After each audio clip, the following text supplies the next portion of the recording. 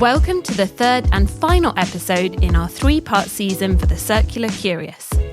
We've been talking around the edges, peeling off some layers, and unravelling some common misconceptions around the circular economy. I'm Emma Elabade. Hi, I'm Lou. And in this episode of the Circular Economy Show, we'll be asking, how can the circular economy not only help us to tackle climate change, but adapt to it too? Okay, here's the thing. The circular economy transition is a crucial part of climate action. Bear with me, because this is where I'm going to paraphrase, hopefully not butcher, 70-odd pages of our 2019 report completing the picture. And the headlines from that report basically told us that 1, global greenhouse gas emissions weren't falling fast enough, and spoiler, they still aren't. 2, switching to renewable energy alone wouldn't be enough, and spoiler, it's still not. And 3, to address those remaining emissions, we need to look at the rest of the picture. And spoiler, we still do. And by the rest of the picture, we mean if you put the energy transition to one side, the way we make and use products and how we produce and manage food. Yeah, so the circular economy basically tackles the emissions in that everything else bucket. And it's a really big bucket. I actually caught up with Miranda Schnitger, our climate lead, earlier in the year.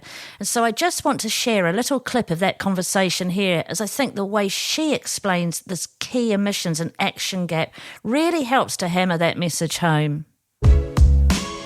I think a lot of us think all the time about the energy transition, and rightly so. It's a huge part of where the focus needs to be, where the action needs to be. But there are emissions that arise across the system that aren't just driven by the fuel that we're burning. So there's emissions in industry from like super high temperatures that are required that the renewable energy can't necessarily meet. There are emissions from processes that happen. So when you're making cement, there are emissions that arise during that process that irrespective of what fuel has been used. There are emissions that arise from land use. So when we're changing land use, when we're cutting down trees, again, emissions arise from that. That affects obviously the whole agricultural sector as well, but also like land use is important to the built environment. And then, of course, there are also emissions that come from just how we manage all these products that we put on the market when they're put into landfill, when they're incinerated. That's another source of emissions. So for those, we also need an answer. It's about 45% of emissions in this category of not being tackled by the energy transition. And that is where the circular economy comes into play, because to tackle those, we need to change how we're producing and consuming. And that's what the circular economy is about. It's about rethinking how do we produce, what do we put on the market, and when it's on the market, how do we use it, how do we keep it in use? And through doing that, we can try and reduce the emissions that are coming from that side. So that's about 45% of the emissions. Circular economy has a really important role to play there. Thanks, Lou. So the types of climate actions that Miranda was just describing there that can help us avoid, reduce and sequester greenhouse gas emissions, collectively, they're called mitigation strategies. And most often, we'll hear about mitigation in the context of trying to keep within that all-important 1.5 degree temperature rise. That's the Paris Agreement pledge. Yeah. But other mitigation targets, for example, include halving emissions by 2030 and achieving net zero by 2050. It's super important that we tackle climate change at source, and we know that the circular economy is a big part of helping us to do that. But we've also got to consider the impacts of climate change that are already here, right? Absolutely. And it's this side of climate action, which, if the title of the episode and my rather long run-up hasn't given it away already, is called Climate Adaptation, that's coming into increasingly sharp focus for businesses and policymakers. We don't tend to hear too much about adaptation in our work now because a circular economy prioritises upstream interventions over downstream symptoms. Precisely. And it's this gap that really speaks to that core philosophical and actually practical climate question. Should we focus our efforts on helping to solve, i.e. mitigate climate change by cutting emissions, or on preparing for or adapting to its current and coming impacts? Broadly speaking then, mitigation deals with the cause and adaptation deals with the consequences. Yeah, so it's a very binary way of looking at things, but historically that's how mitigation and adaptation approaches have been viewed in terms of policy, investment and business action. But here's the thing. Whether we manage to successfully transition the entire global economic system to run on renewables and follow the principles of a circular economy by tomorrow morning or not, let's face it, likely not by tomorrow morning, certain legacy effects of the linear economic model are baked in. Well, that's an unsettling thought. Yeah, which is why, while adaptation has sometimes been overshadowed by mitigation, it's crucial to consider as these climate impacts continue to increase. And although I know it's not always easy to say which storm was made more likely by climate change in real time, let's not forget that the studio we're recording this episode in right now was, not so long ago, damaged by floodwater. Yeah, I remember it well. And based on the Isle of Wight, we fall into that coastal community risk group. But that's nothing compared to the global picture. The IPCC estimates that 3.5 billion people worldwide are highly vulnerable to multi-factor climate impacts. And obviously that's a huge human cost. But the disruptive impacts of climate change also fall on global trade and supply chains, food security, access to water, biodiversity, and all these things create a kind of really unstable future for business and public services to operate in. And ultimately, that in turn threatens our capacity to deliver a better future for society and the natural world in the long term. So not just our capacity to make another podcast. No. So what's increasingly clear is that we need to act on both mitigation and adaptation urgently and at the same time, rather than somehow see them as differentiated approaches. And actually, that need to look at climate action systemically is something else that came up in my conversation with Miranda. In this clip, she stresses the importance of understanding the interconnections between all the different climate problems we face and using that same systems perspective to help us design our solutions. What's interesting is that circular economy is anyway a systems change solution. And for good reasons, we often look at things in silos. So the climate change challenge over here and the biodiversity loss challenge over here and waste and pollution over here. But actually, they are also interconnected. They're sort of springing from the same problem of, like, when you look at it from a circular economy lens, the over-extraction of virgin materials constantly and then the loss and waste of them throughout the system, the linear system that we have. And I think there is growing understanding of the interconnection of these challenges. COP28, the focus on how nature can be part of the solution of climate change, and also that nature is threatened by climate change, that sort of symbiotic relationship between the two, that was much more in focus. And I think that should stay like that. And I think it will stay like that at COP29. I think it will be even stronger when it gets to COP30, when it's being held in Brazil. So I think there's a connection there. And, I was citing figures at the beginning of 45% of emissions coming from how we produce and consume. Others have also said that the material extraction is leading to sort of 90% of biodiversity loss and water stress. So it's clear that there's a real, circular economy solutions can help on both of these fronts. And I'm really glad that you made that connection, because thinking about the whole system is a central part of the circular economy and really helps us understand how important it is that we mitigate against climate change and adapt to it in parallel.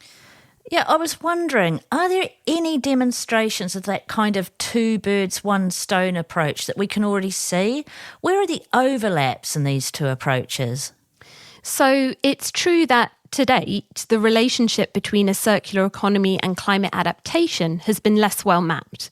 But there are a few examples we can point to show how circular economy actions can support climate adaptation at the same time as mitigation. So there are certain sectors like food, for example, where this link is already more present. Conventional agriculture in a linear economic model kind of sits on both sides of that villain-victim fence. Basically, because the linear food system has A, a very high emissions profile, and B, relies so heavily on climate stability, it really is a system that is both climate culpable and climate vulnerable. And yet, regenerating natural systems through agriculture has tended to be presented mainly as a mitigation strategy. Okay, I'm plucking all these wisps of knowledge from the regeneration vaults about how, by eliminating pesticides and fertiliser, we reduce sector emissions, and how using cover crops helps keep carbon in the ground, all that kind of thing. Yeah, absolutely. All that is completely true.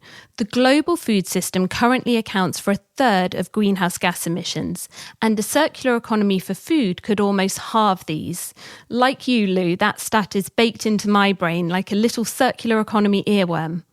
But the benefits go beyond emissions reduction and into adaptation territory too. Well, I happen to have the perfect person to illustrate this exact point on the food side. Well, isn't that fortuitous? Indeed it is. Vincent Mohoro, having seen his community impacted by climate change-induced drought and flash flooding, started his company Dunia Bora to help local farmers find economic and environmental resilience from a regenerative model in the form of the spiky, yet surprisingly versatile, cactus plant. Numerous parts of the world are actually suffering from the same situation that you're facing, and that was climate change. The seasons are becoming more erratic, and this was affecting most especially the small-scale farmers who really depend on these natural season. What really can be the long-term solution to this? So for me, I was like, what is the solution that you can put forward that can be able to initiate systemic change? Because when you're talking about the food sector, we need a plant that can really be resilient to the drought. And when I was thinking about this, it took me back to the days I used to graze when I was young. When I used to graze as a young boy, I used to be sent to the pasture lands. And I remember because we could go for many kilometers away, and at times you could really calculate, do we go back home for lunch or do we find something we can eat in the bushes? And I was like, we used to eat the cactus plant. And something really unique about the cactus plant is that regardless of what came, be it floods, be it drought, the cactus was always there. And I was like, what really are we doing with the plant?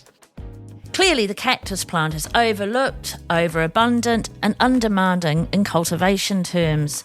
They need very little cultivation or water, thrive in arid soils and draw carbon from the atmosphere, storing it in the soil and helping to fortify the land against extreme conditions. So, Vincent began to ask himself how it might be commercialised in ways that would help reduce the local community's reliance on increasingly volatile traditional farming methods. All other plants aren't doing well. What is doing well is the cactus. Rather than eradicate it, how do we do value addition for it? How do we make it be a food that will not only sustain us during the dry periods, sustain our livestock, but also get on the shelves of global supermarkets? Today, Dunia Bora commercialises almost every part of the cactus plant. Nectar into juice, flowers into flour, pods into vegan leather, and what's left over into livestock feed. Do you know what? I really adore Vincent's story because it helps illustrate the multiple benefits of low-impact, climate-resilient crops, all of which are a cornerstone of circular design for food. Thinking about what and how we grow can help us not only mitigate climate change, but also adapt to changing weather patterns, safeguard future yields, and address food insecurity, but also build diversified revenue streams at the same time. And these benefits are as true of cacti in Kenya as they are of hemp in Cornwall. For even more inspiration of how businesses and farmers are collaborating to make circular design for food a reality, check out the case studies over on our website. The food sector is a really great visual demonstration of how a circular economy approach can mitigate climate change at the same time as helping us to adapt, but there are other synergies as well. Yeah, absolutely. So the built environment is a big one. And it's an area where we've often considered as having large amounts of hard-to-abate emissions. So we've known it has huge mitigation potential for a while now. But actually, there are some really awesome examples of climate adaptation in action too. Cool. And I think the publication of our recent report, Building Prosperity, really took our understanding of just what can be achieved, and we unlocked the potential of a nature-positive circular economy right up a notch. Definitely, especially because when people think about adaptation, they often think of kind of concrete structures or technological features. But there are so many nature positive and nature enhancing strategies that cities can consider, which help to protect against things like the urban heat island effect or flash flooding. And as well as having an array of environmental and economic benefits, also just seem endlessly actionable. And there's tons of examples in the report. Things like increasing tree canopies can reduce urban peak temperature and reduce flooding intensity. Things like permeable pavements, living walls, green roofs, all these things that are not only more cost-effective than hard infrastructure solutions, but are also just way more effective at building resilience to the intensifying impacts of climate change. So simple, but so effective. Yeah. And I think what really struck me about those examples is that so many business and policy heads are all about risk avoidance right now. So employing these kind of nature-based adaptation strategies can really help safeguard properties and businesses from significant loss and damage. So let's forget the sandbags. We need some of this going on outside the studio before the storm season really gets going. I think it's also good to remember that adaptation isn't just about physical measures. It's not just about holding back the floods. It's about learning to do things differently. So in the same way, for example, that regional repair cafes or community gardens can help strengthen local systems when a disaster strikes, circular economy approaches can help businesses shore up operations amid a volatile environment. Yeah, we hear a lot from the businesses we speak to about vulnerability to global shocks, many of which are linked to the effects, both here and on the horizon, climate change. Yeah, and I think that supply chain resilience is an especially hot topic for businesses looking to increase operational stability. We know that climate events are really exposing structural weaknesses in linear supply chains. And I realise this is very top line, so please do go ahead and read our white paper for more depth. But circular supply chains, on the other hand, are inherently more resilient, and at the same time they can help businesses reduce costs and cut greenhouse gas emissions. Would it be fair to say that some of these adaptation benefits of the circular economy sound like they are consequential rather than intentional? I think that is fair to an extent, because we know that it's not always easy to kind of neatly define the differences between individual adaptation actions and their resulting resilience markers. They're kind of more like happy co-benefits. So almost mitigation motivated, yet adaptation enabling. I like that, yes. But I suppose there are scenarios in which, without proper consideration of these co-benefits and contradictions, unintended consequences are also possible, leading to maladaptation?